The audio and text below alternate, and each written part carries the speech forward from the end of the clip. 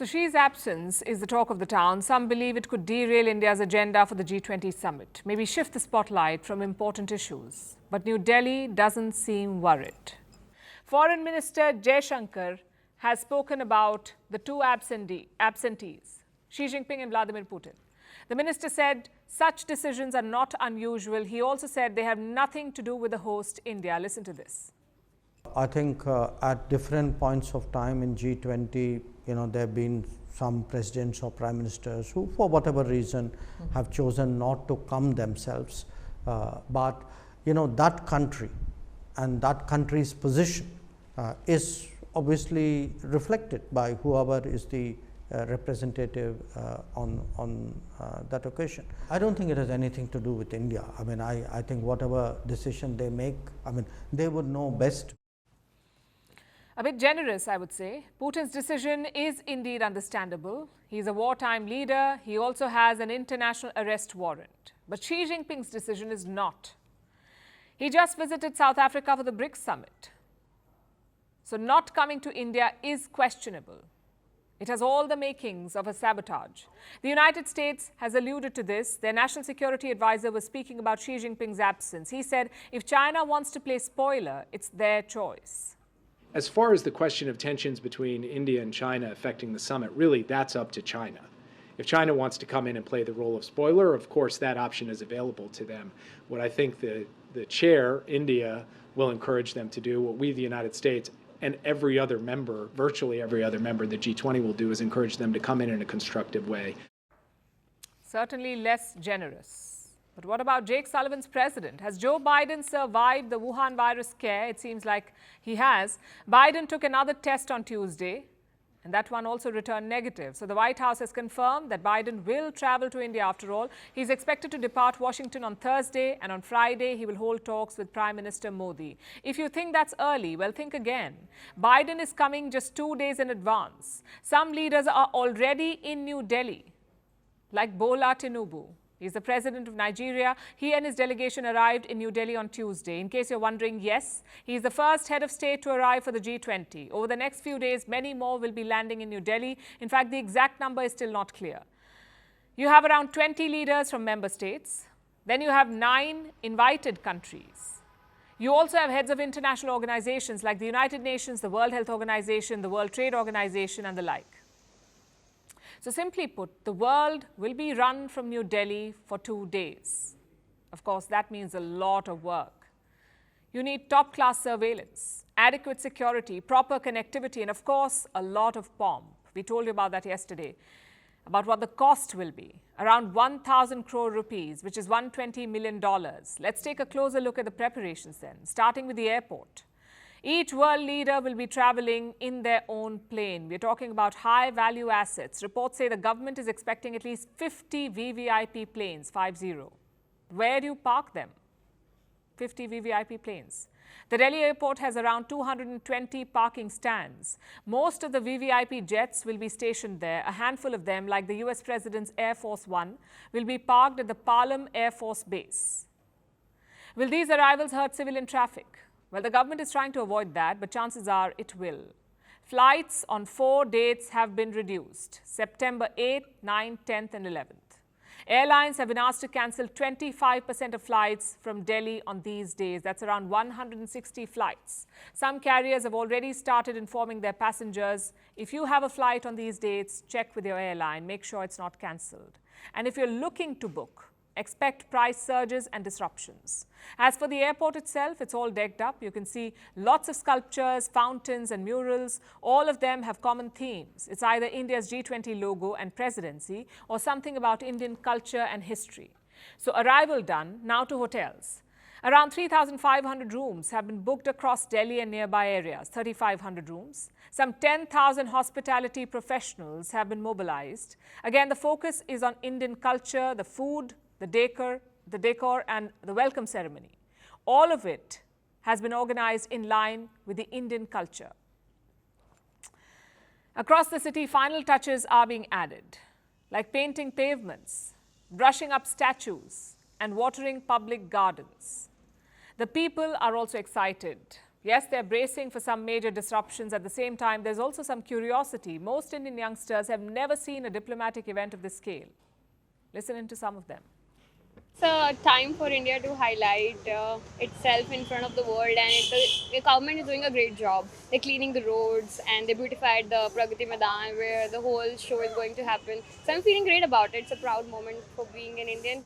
It's a great privilege and opportunity for India to host this G20, and as we can see the preparations that are going on, one thing that is really a benefit of this, that we are cleaning our city, that is really good. Well, this was the government's idea to democratize the G20, to use this as a teaching experience for India's youth. In fact, Prime Minister Modi spoke about this in his interview to Money Control. It was a long and detailed interaction, but three things stood out. First, his emphasis on the India model of growth. Listen to what he said, I'm quoting. When global leaders meet me, they're filled with a sense of optimism about India. They're also convinced that India has a lot to offer. India's growth is being achieved with a human-centric approach that can be replicated in other countries too. Now, this is important. We've heard about America's capitalist model. We've heard about China's pseudo-communist model. Now, Prime Minister Modi is highlighting the India model. Secondly, the question of G20's future. Again, let me quote from what the Prime Minister said. It would be a good idea to seek the views of nations outside the G20, especially from the global south. Institutions that cannot reform with the times cannot anticipate the future or prepare for it. When it is seen that institutions cannot act against those who violate the global rules-based order, they risk losing credibility. Is that a message to China? It could even be a message to India's partner Russia. Either way, the point is quite clear: evolve to survive. And finally, point number 3. India's imprint on the G20, and I'm quoting again. We are a nation that looks at the world as one family. Our G20 motto says that. In any family, every member's voice matters. Our democratization of the G20 presidency is our investment in the capacity building of the people, especially youth. Again, it's the India model. The idea is to make policy more people-centric, to make people feel like the stakeholders that they are. I know that's a lot to expect from one summit. So let's see what the weekend brings. But before we end the story, here's a glimpse of where the main event is taking place, Bharat Mandapam.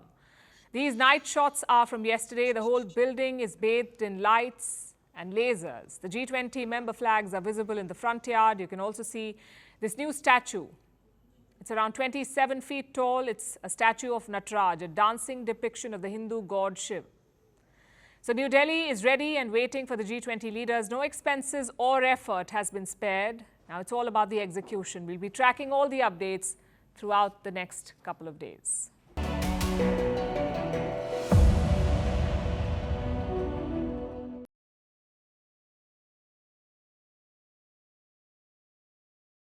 Now, we've spoken about the G20 summit, but India will be hosting another multinational event soon.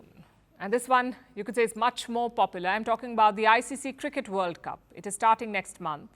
Around 50 matches will be played across 10 venues. We know what happened when India last played a home World Cup. This was in the year 2011. India won the whole thing. So this time, the expectations are high. Fans are hoping for a repeat of the 2011 magic. Millions of them are also looking forward to a stadium experience, to watch the men in blue live in action. But things are not going to plan. Most fans are complaining on social media they have problems with the ticket booking experience. Take the India-Pakistan match. It is being held in Ahmedabad next month. Fans were eagerly waiting for the tickets to drop. And when they did, it came as a rude surprise. Within minutes, the match was sold out. Now, obviously, this raised questions. The Ahmedabad Stadium has a capacity of 132,000 seats. Surely, tickets cannot be sold out in minutes. So, some fans did some digging. They looked into the booking website source codes. You know what they found? Only 8,300 tickets were put on sale. Now, I must remind you, this has not been confirmed by the cricket board or the booking partner. This is all tech bro research. So, take it with a pinch of salt. And what is the Gujarat Cricket Board saying? According to them, only 10 to 15% of the seats are reserved. These are seats given to the BCCI and the ICC. They're not available for sale. The rest are sold on booking platforms and the ICC website.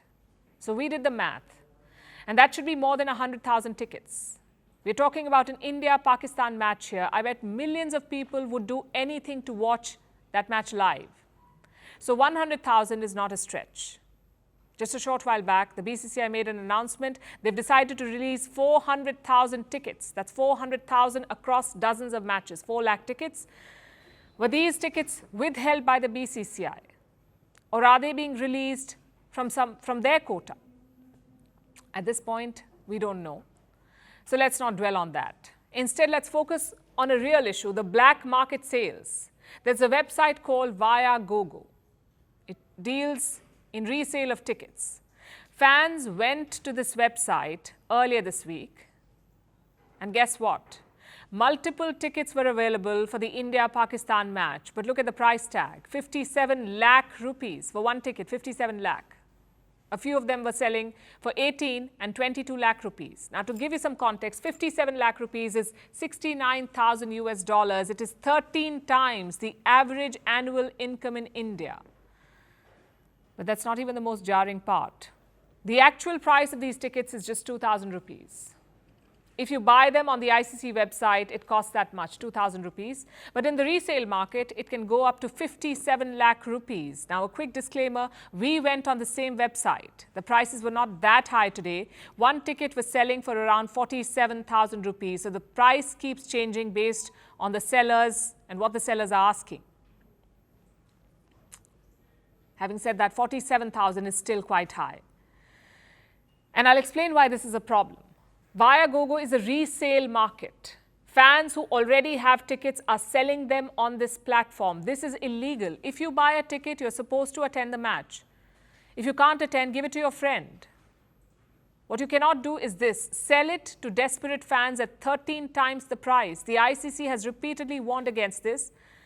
You can resell tickets only via the official ticketing website, not through Viagogo, not through any other private player, yet it keeps happening. When these people scoop up tickets to resell them, the real fans lose out. Same with the hotel prices, the flight prices. Some hotels are charging up to 1 lakh rupees per night for one room, 1 lakh rupees. Imagine that.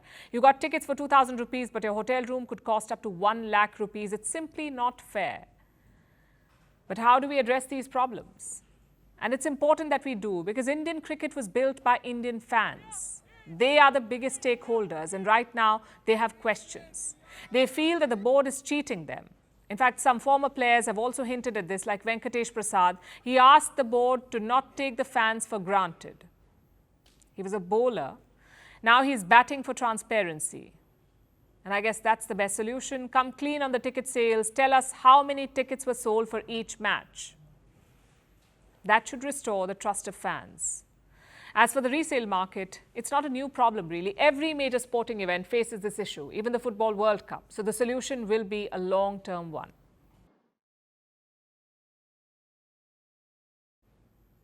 What's the best time to be a pharma company? From recent experience, I would say pandemics. It's like bonanza season for big pharma. Your products are flying off the shelves. But the current pandemic is almost behind us. Yet one pharma company is on a roll. Novo Nordisk.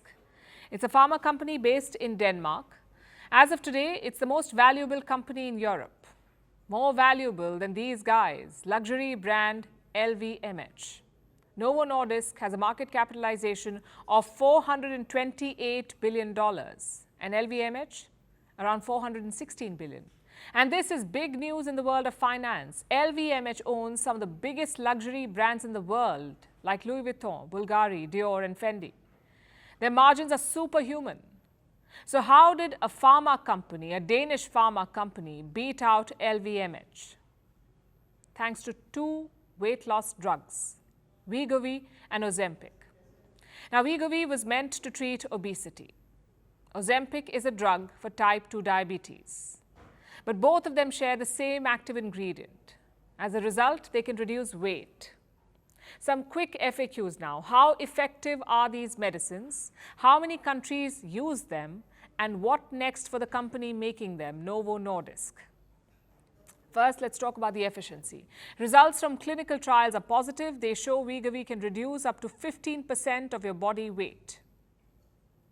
And how long would that take? Around 16 months, give or take. Another trial showed it can be beneficial to the heart. Apparently, Wegovy reduced the risk of heart-related deaths by 20%. Question number 2, how many countries use them? Just a handful right now, like the United States, Denmark, Norway and Germany. Last week, the company got another boost. Britain announced a controlled launch of Wegovy. What does that mean? It means the drug will now be available as an option to reduce weight. But there's a condition. You must have at least one weight-related condition, say hypertension or heart disease. Finally, question number 3. What next for Novo Nordisk? I'm afraid sky is not the limit, at least not yet. There is no denying that the market for weight loss is huge. The World Health Organization has some numbers. They claim more than 1 billion people are obese. That's 1 billion potential customers. But can all of them afford this drug? Well, certainly not. Wegovy costs around $1,000 per month.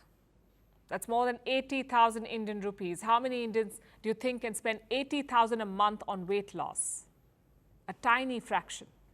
Which is why Novo Nordisk is targeting the West. The company is investing billions of dollars to expand capacity. Their projections are eye-watering.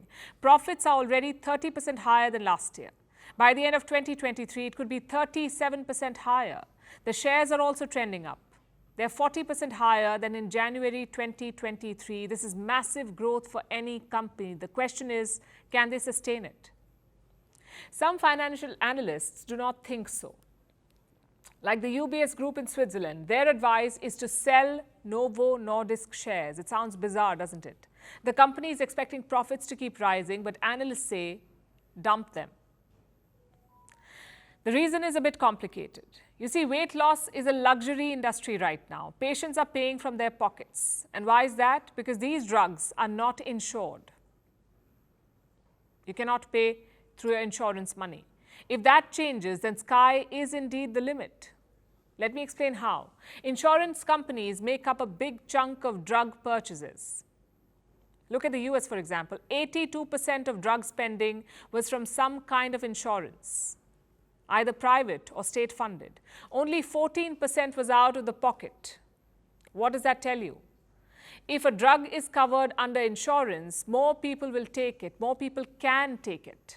If it's not insured, it will remain a luxury, which is why Britain's recent decision is important. The National Health Service, or the NHS, has started buying Wegovy, and the NHS is funded by the public. If this gets replicated throughout the West, it could be like a revolution. We could be looking at a revolution, a weight loss revolution. But insurers are pushing back. They need more evidence on the heart disease claims. They also say it's too expensive. So going forward, this will be a huge debate because let's face it, obesity is a major issue. Some reports say half the world could be obese by 2035. And with obesity come diseases. So it's important to confront this issue. It's important to address and treat obesity. But how you do that is also important. Are $1,000 drugs the ideal answer? For some patients, maybe. But for all obese people, maybe not. Drugs like Wegovy come with side effects, some mild, some serious. The serious side effects include kidney problems and depression. But Novo Nordisk says these are rare. Of course they do. Another issue is the time frame of this medication. Doctors say it has to be taken for a long time. If you stop, you could regain the lost weight. So this is not a quick fix. It's a long-term fix, which is why you should consult your doctor. Do not listen to magical experiences on TikTok or YouTube because pharma companies' bottom lines do not determine your medical needs. Only your body does. And now it's time for Vantage Shorts, images that tell the story. Have you ever abruptly walked out of a party or an event?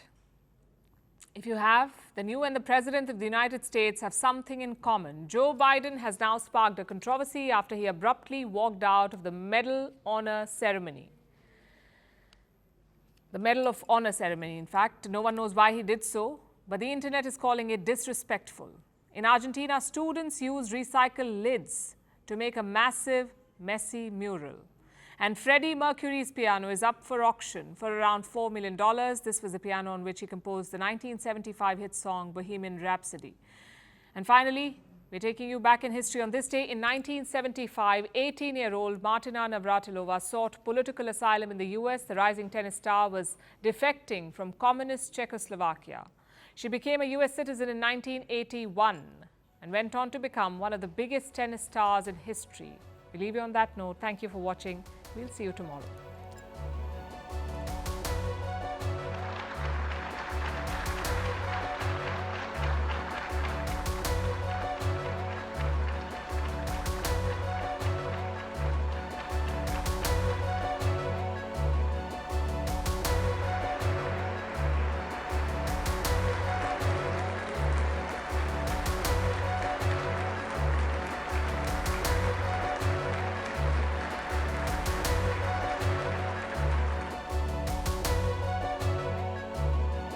Saludamos con arte y sentimiento, obra realizada íntegramente, homenaje al más grande.